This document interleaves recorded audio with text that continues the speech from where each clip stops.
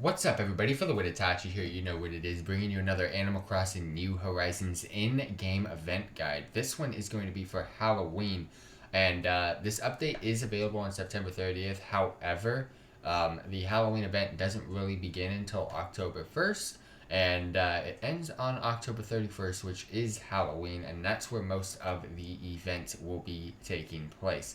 But you can prepare yourself starting on October 1st all the way up until October 30th. And again, on Halloween, that is when most of the cool, fun, entertaining stuff does take place. So without further ado, let's get to it. First things first, you're going to be wondering, how do you grow pumpkins? Well, you get to deck out your home and island for all your awesome autumnal occasions by first purchasing pumpkin starts from in-game, from Leaf all year round, or from Nuke's Cranny during the month of October. Once your pumpkins are grown, they can be harvested and put to use for some pumpkin-based DIY projects. I do want to say, during the month of October, yes, you can purchase them from Nuke's Cranny. However, I do recommend that if you do have access to Leaf, you can purchase your pumpkin starts from there, and they're roughly about 50% cheaper. So if you do care about your bells, or you're running kind of low on bells, I do suggest you go ahead and buy them from Leaf. But if you're like me and you really don't give two craps about your bells because you got a lot, just go ahead and purchase them from whenever you can. You're also going to want to go ahead and take this time to prepare for Halloween. Pumpkins are just the beginning of the Halloween themed festivities coming to your island. With the big day just around the corner at the end of the month, you can start stocking up on candy early. Find your style for Halloween night by purchasing costumes. Like a mage's dress, you'll be able to find costumes at the Able Sisters shop, so make sure you have that unlocked. And this will be only during the month of October. You can even procure body paints and colored eye contacts by exchanging your Nuke Miles. So make sure you go ahead and add different eye contacts as well as body paint colors, and you'll be able to go ahead and change your character's looks from those two. Also, you'll be able to learn Halloween DIY projects from your fellow residents during this time, as well as from the balloons, just kind of similar to how most events work when you pop down balloons, DIYs from the beaches, and DIY projects from your fellow residents. You get to go ahead and get some Halloween-based DIYs as well if you're lucky enough. And on Halloween night, your neighbors will be getting into holiday spirit with costumes of their own, so stay tuned for that on October 31st. In regards to the pumpkins, you can currently grow 4 colors, by the way, just to give you all a heads up. All the DIY recipes are requiring with the traditional orange, but you can color customize your items that you craft. Pumpkins that can be grown are green, white, yellow, and of course the traditional orange. So basically, when you're crafting any of these spooky items with a DIY recipe, it'll ask you to be using orange pumpkins. But if you do have green, white, and yellow, you can go ahead and color customize them at your DIY table with those colors. If you did struggle to collect a decent stack of candy before the Halloween event, don't stress too much, as villagers around your island will be more than happy to share their candy should you have a Halloween costume. Trick or treating. So speak with a villager inside their houses while wearing a costume. In order to obtain free candy, simply wear your costume on October 31st, and speak with the villagers that remain inside their homes. So you kind of got to get lucky with some of the ones that are staying inside their houses after the event starts at 5 p.m. Spoken with Jack and given him 2 pieces of candy, you will receive Jack's face and Jack's robe. Those are 2 items that you will be given if you do trick or treat with Jack himself by giving him candy. When wearing his costume and speaking with villagers in your island, you will scare them into giving you a free piece of candy as well. So that's also another way to do it. So it is worth noting that this method can only be done once per villager.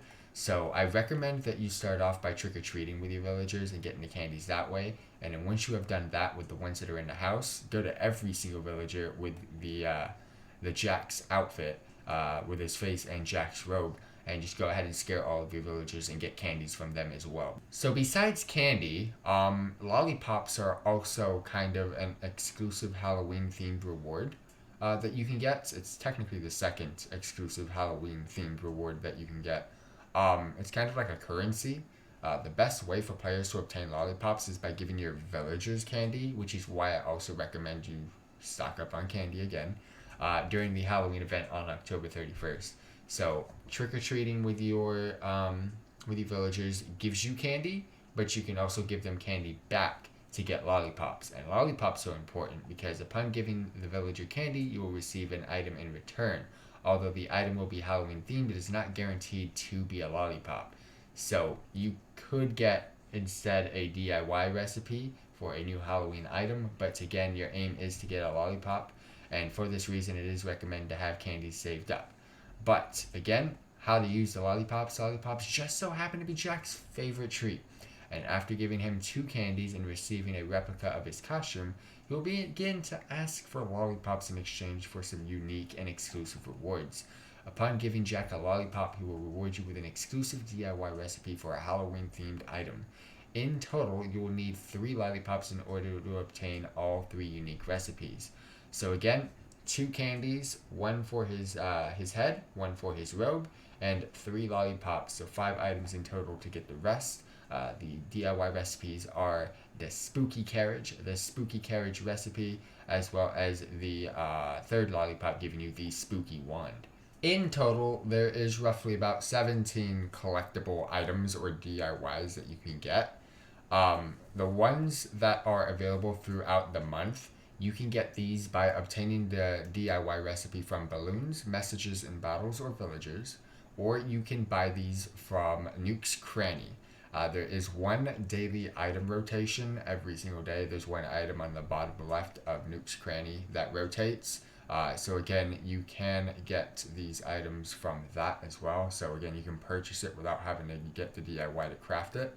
It is the Spooky Arc, the Spooky Candy Set, the Spooky Chair, the Spooky Fence, the Spooky Lantern, the Spooky Lantern Set, the Spooky Scarecrow, the Spooky Standing Lamp, the Spooky Table, and the Spooky Tower. That's a total of 10 items.